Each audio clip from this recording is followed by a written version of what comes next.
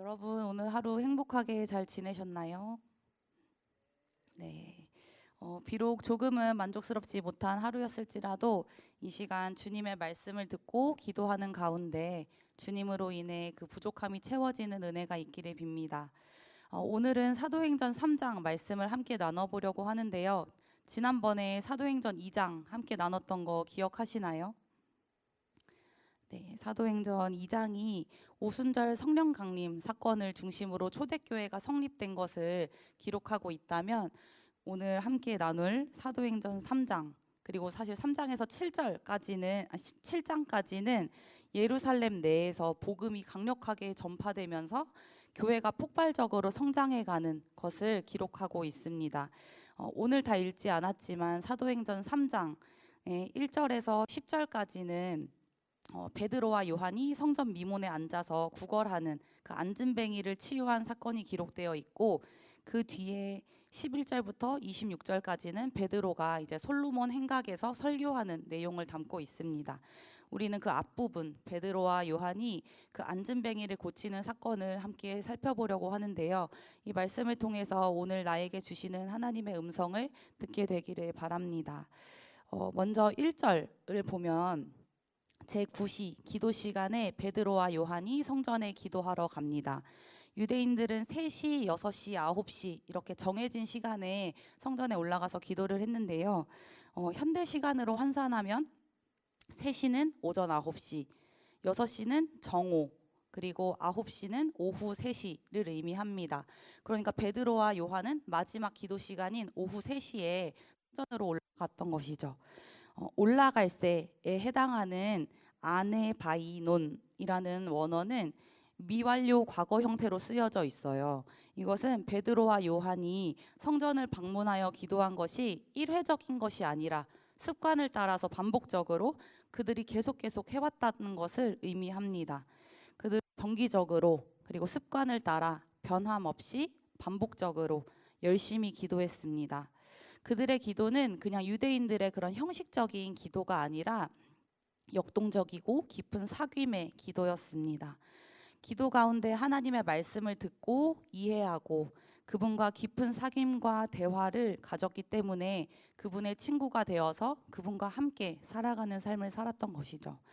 사랑하는 여러분, 우리가 주님께 하는 기도가 일상이 되고 습관이 되기를 바랍니다.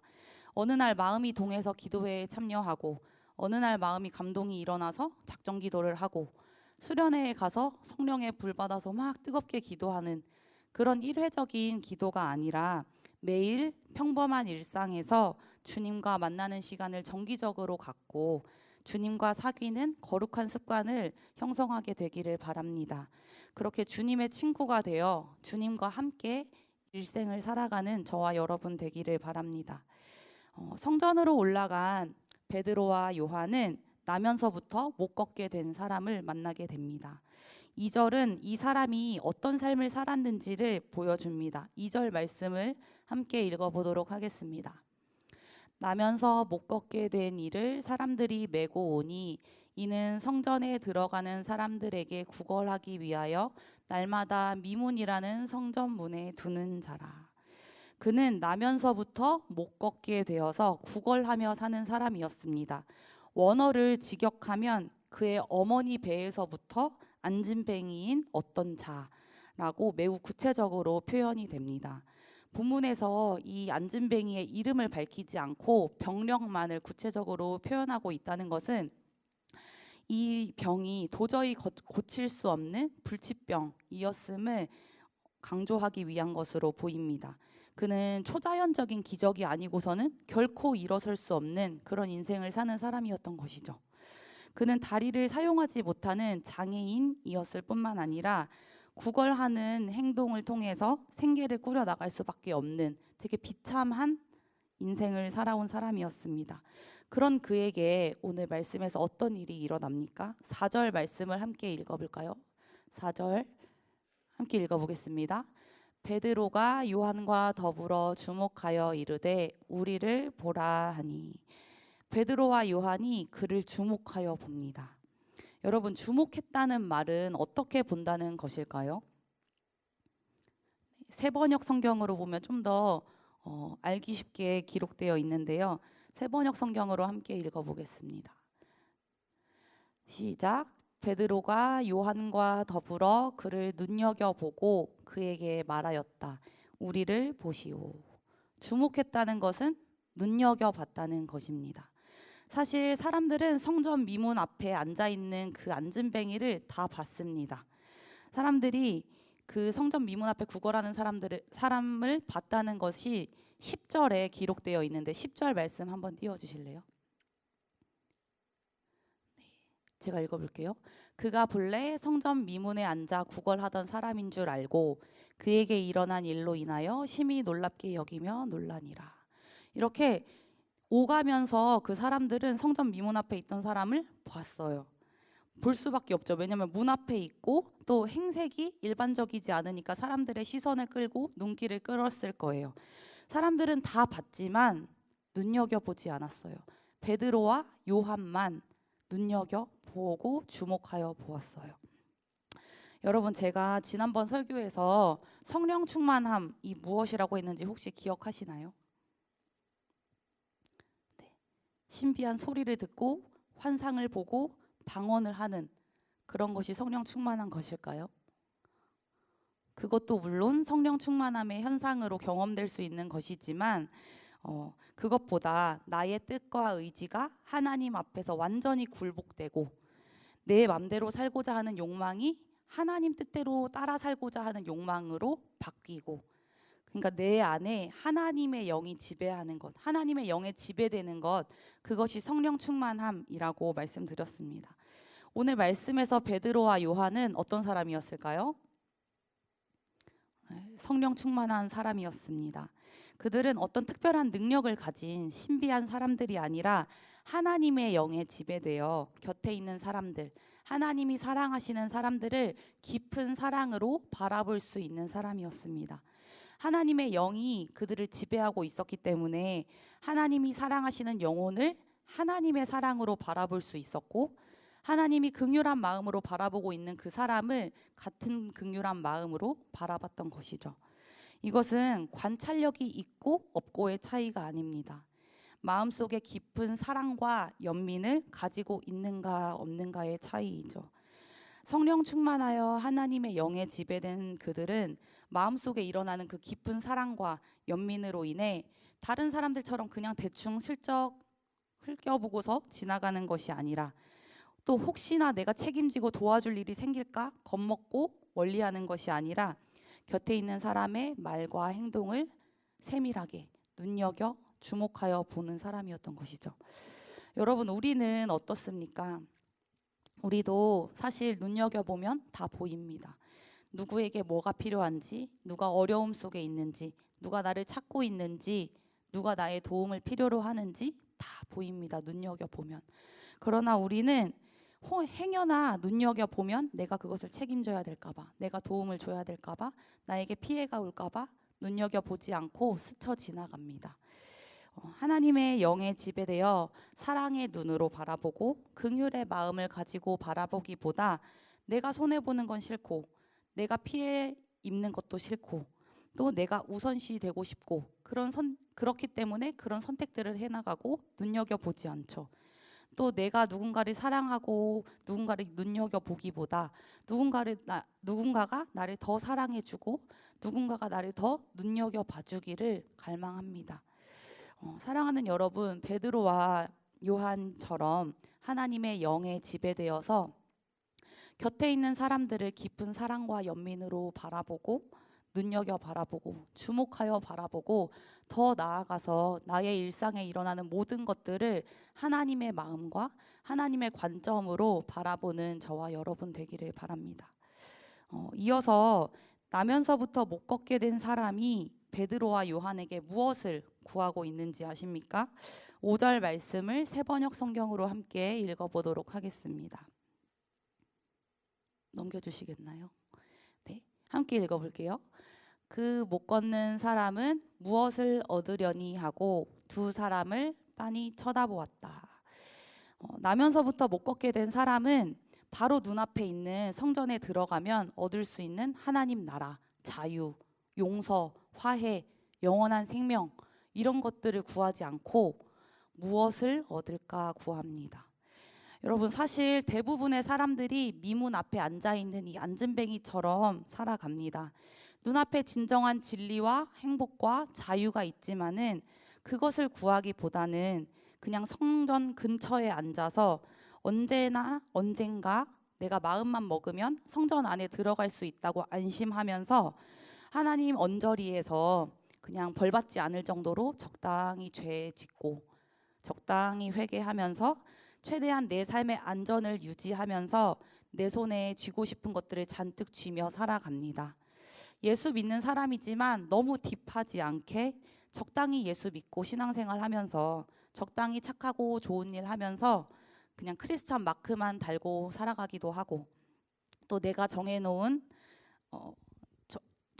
적정한 정도로만 신앙생활, 내가 벅차지 않고 내가 소진되고 싶지 않으니까 내가 정해진 거 안에서만 신앙생활을 해도 전혀 죄책감과 불편함을 느끼지 않고 하루 24시간, 심지어 예배 드리러 오기 전까지 예수님 생각하지 않아도 전혀 불편함을 느끼지 않고 나의 일상과 나의 삶의 방식이 그분과 전혀 상관없는 모습으로 살아가도 그게 가능한 삶을 우리는 살아갑니다.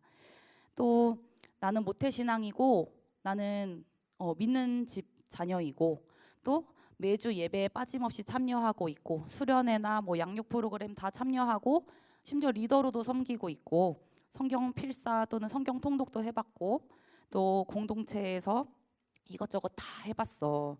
근데 지금 내 개인적인 사정이 안 돼서 내가 컨디션이 좀 안 좋아서 어떠한 이유로 지금 잠깐 쉬고 있는 거야. 내가 마음만 먹으면 언제든지 다시 할 수 있어. 성전 곁에 그냥 언저리에 앉아서 내가 조금만 발을 뻗으면 다시 성전으로 들어갈 수 있다는 생각을 가지고 그렇게 안일하게 살아갑니다. 그러면서 그 성전 근처에서 원하는 것은 무엇입니까? 무엇을 얻을까를 구하며 살아갑니다. 여러분은 무엇을 구하며 살아가고 계신가요? 화려한 스펙, 안정적인 직장, 넉넉한 물질, 남부럽지 않은 배우자. 우리는 진정으로 가치 있고 능력이 있는 예수의 이름, 또 우리 영혼에 참 생명과 행복, 기쁨을 가져다 주는 예수의 이름을 찾고 구하기보다는 은과 금과 같은 화려하고 세속적인 껍데기를 구하며 형식적이고 타락한 그리스도인으로 살아갈 때가 참 많이 있는 것 같습니다. 물론 예수의 이름을 구하긴 합니다. 그러나 사실 정말 간절히 구하지는 않죠. 성전 가까운 곳에서 먹고 살 것을 구하고 성공할 방법을 모색하고 무엇을 얻는 것이 내 삶의 문제를 해결해 준다라고 생각하면서 그것이 최선의 길이라고 생각하며 살아갑니다. 근데 여러분, 그것은 참 목마른 삶입니다. 늘 채워지지만 다시 채워지지 않고 행복한 것 같지만 다시 메말라지고 목말라지는 그런 행복입니다. 배불러서 가득하지만 다시 금방 배고파지는 삶이죠. 그냥 하루 먹을 걸 채워서 안심하고 돌아가지만 다시 먹을 것을 찾아야 되고 구걸해야 하는, 매일매일 무언가를 구걸해야 하는 그런 인생입니다. 성전 미문에 앉은 사람을 눈여겨보고 주목한 베드로와 요한도 사실은 그런 삶을 살았습니다. 누가복음 5장 5절 상반절 말씀을 함께 읽어보도록 하겠습니다. 시몬이 대답하여 이르되 선생님, 우리들이 밤이 새도록 수고하였으되 잡은 것이 없지만은. 베드로와 요한은 밤새 잡은 것이 없지만은 그 다음날 또 그물을 들고 나가서 던지고 또 잡은 게 없지만 그 다음날 또 나가서 던지고 이렇게 계속해서 공고한 삶을 살았습니다. 가득 채우면 행복해질 거라고 생각하고 무언가를 계속 구하며 살았던, 그렇게 열심히 치열하게 살았지만 결국에는 가득 채워지지 않는 그런 공고하고 피곤한 아무것도 없는 그런 인생을 살았던 것이죠.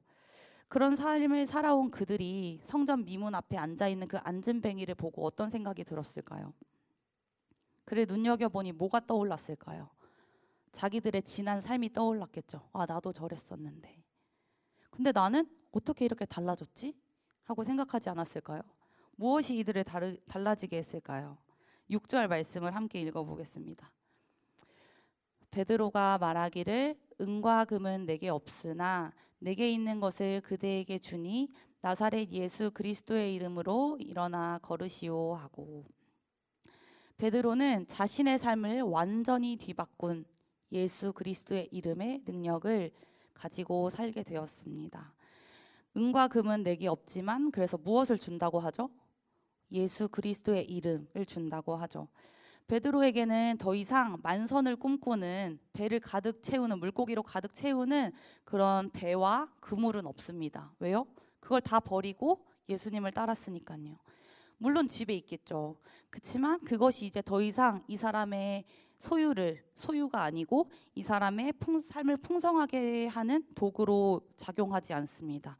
왜냐하면 이제 그는 더 이상 이방인처럼 무엇을 얻을까, 무엇을 입을까, 무엇을 마실까 구하는 삶이 아니라 먼저 그의 나라와 그의 의를 구하는 사람으로 완전히 뒤바뀌었기 때문입니다.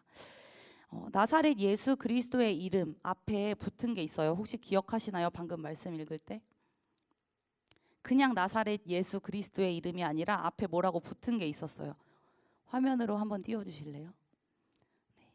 내게 있는 나사렛 예수 그리스도의 이름이라고 말하고 있습니다.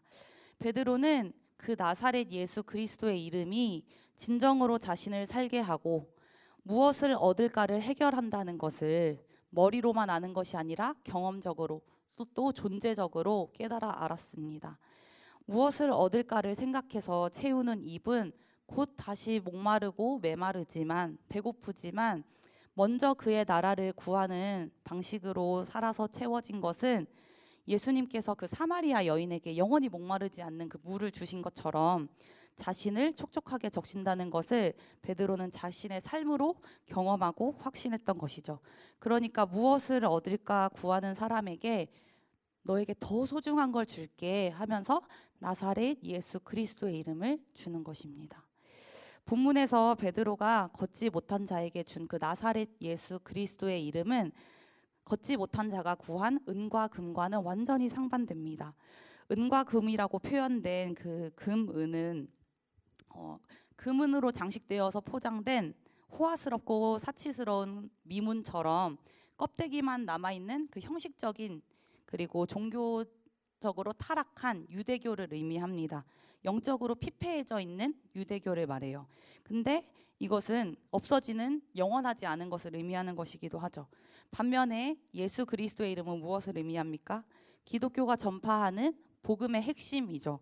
이것은 온 인류를 위해 십자가를 지신 예수 그리스도를 통해 우리가 얻게 되는 영원한 복, 참된 생명을 의미합니다. 여러분에게는 예수 그리스도의 이름이 정말로 가장 소중한가요? 정말로 가치 있는 이름인가요? 아니면 그냥 목사님을 통해서 귀하다더라, 부모님한테 어려서부터, 교회 학교에서 어려서부터, 또는 신앙의 선배들로부터 야 예수의 이름 진짜 귀한 거야, 능력이 있는 거야 해서 알고 있는 그런 이름인가요?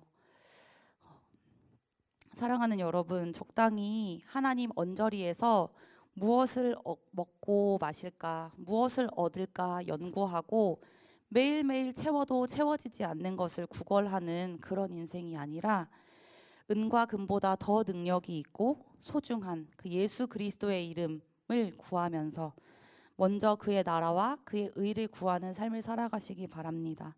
나아가 내게 있는 그 예수의 이름이 내게 너무너무 귀하고 소중해서 너무나 값지고 이것이 나의 인생의 이유이고 목적이 되어서 많은 사람들에게 은과 금, 내가 가진 무언가를 주는 것이 아니라 예수 그리스도의 이름을 나누고 전하는 저와 여러분 되기를 바랍니다.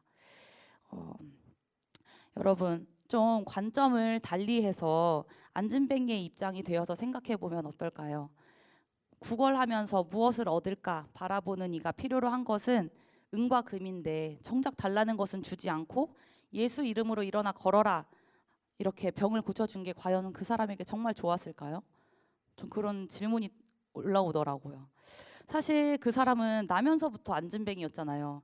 그러니까 이미 오랜 세월 걷지 않았기 때문에 그런 생활에 익숙해져 있어서 사실 걷지 않아도 괜찮았을 수도 있고, 사람들이 내가 굳이 노력하지 않아도 사람들이 오가면서 주는 돈으로 하루하루 그냥 때우면서 사는 게 만족스러웠을 수도 있지 않을까요? 병고침보다, 그리고 특히 예수 그리스도의 이름을 얻는 것보다 은과 금이 더욱 절실했을지도 모릅니다. 그런데 인간적인 바람, 그리고 인간적인 기대와 달리 베드로와 요한을 통해 하나님께서는 무엇을 주십니까? 나사렛 예수 그리스도의 이름을 주십니다. 여러분 그런 경험 없으신가요? 내가 구하는 것과는 조금 다른 응답을 받게 되는 경험이요. 짧게 제 이야기를 나누자면, 작년 말에 제가 되게 고민되는 부분이 있어서 제 스승님한테 연락을 드려서 이제 통화를 하게 되었습니다. 교수님이랑 통화를 하면서 내가 인식하지 못했던 것을 인식하게 되었는데, 그게 무엇이냐면, 내가 주님 뜻을 알고 싶다고, 주님의 마음을 알고 싶다고 주님을 간절히 찾고 구하는 것 같았는데, 사실은 그렇지 않은 제 모습을 발견하게 되었습니다. 제 안에 인간적인 생각들과 계산들이 가득 차 있어서 주님이 주고자 하시는 것들, 또 주님이 알려주고자 하시는 것들을 제대로 분별하지 못하고, 또 주님을 온전히 신뢰하지 못하고 있다는 것을 발견하게 되었고, 또 아닌 걸 알면서도 이런저런 타당한 이유들을 대면서 내가 하는 선택이 맞다고, 괜찮은 선택인 것처럼, 마치 합당한 선택인 것처럼 되게 합리화하고 있는 제 모습을 발견하게 되었습니다. 근데 교수님이 저한테 그러는 거예요. 기도 제대로 안 하고 있네? 그냥 교수님 아무 의미 없이 던진 말인데 그게 저한테 콕 와서 박힌 거예요. 그래서 제가 제 기도 지난 한 달 동안, 또 두세 달 동안 좀 오랫동안 기도했던 그 기도의 시간을 되돌아봤거든요. 그랬더니 제 본 모습을 알아차리게 된 거죠. 내가 기도한다고 기도하긴 했지만 사실 기도하지 않았고, 물어는 봤지만 들으려 하지 않았구나. 또 그리스도를 찾고 구하긴 했지만 사실은 다른 걸 구하고 있었구나 하는 것을 깨닫게 되었습니다. 믿음과 삶이 다르고, 또 나의 기도와 나의 선택이 다른 그 이중적인 모습을 보니까 되게 부끄럽더라고요. 이후에는 제가 제 내면에 자리 잡고 있는 그 자기중심적인 생각과 이기적인 생각들, 계산들을 다 주님 앞에 솔직하게 말하고 주님 앞에 머무르는 시간을 가져봤어요. 단순히 오롯이 예수님께만 내 마음을 향하고 그분의 마음에 귀 기울이는 시간을 가졌는데요. 그 고요한 침묵 속에서 너무나 편안한 안식과 평안, 그리고 영혼의 위로를 경험하게 되었습니다. 그리고 깨달았죠. 주님은 내가 A를 선택하느냐 B를 선택하느냐에 관심 있는 것이 아니라 예수님을 찾고 구하느냐, 지금 너의 기도에 내가 있느냐 하는 것을 더 중요하게 생각하신다는 것을 알게 되었습니다. 여러분, 제가 말씀드리고 싶은 것은 우리가 주님께 성공, 직장, 미래, 또 관계, 배우자 등등 여러 가지 나의 필요와 욕구를 충족하기 위한 것들을 계속해서 구하지만, 주님이 우리에게 주고자 하시는 것은 이건 이렇게 해줄게, 저건 저렇게 해줄게, 이거 선택하면 되고 저건 저렇게 선택하면 돼, 이런 해답이 아니라 오직 하나, 예수 그리스도라는 것입니다. 예수 그리스도의 이름은 세상의 그 어떤 보화, 보물보다도 또 재력과 권력과 명예, 그 어떤 것보다도 비교할 수 없는 능력의 이름이고, 세상의 것과 비교할 수 없는, 견줄 수 없는 참된 보화이고, 또 값진 보배라는 것을 여러분들 기억하면 좋겠습니다. 사랑하는 여러분, 나는 무엇을 구하며 살아가는지, 또 나의 지난 하루를, 지난 한 달을, 또 새해부터 지금까지 한 3달 정도를 한번 반추해 보시면 좋겠어요. 나는 무엇을 구하고 살아가고 있는지. 그래서 채워도 채워지지 않는 외적인 것들, 껍데기만 화려한 것들, 영적으로 피폐해지게 하는 것들을 구하기를 멈추고, 내 영혼을 살리는 진정한 가치 있는 것, 능력이 있는 것, 그 무엇이죠? 나사렛 예수 그리스도의 이름, 그것을 구하며 살아가시기 바랍니다. 세상에 어떤 것보다 가치 있고 귀하고 능력 있는 그 예수의 이름을 경험적으로 또 존재적으로 깨달아서 예수 그리스도의 이름의 능력을 힘입어 살아가는 저와 여러분 되기를 바랍니다.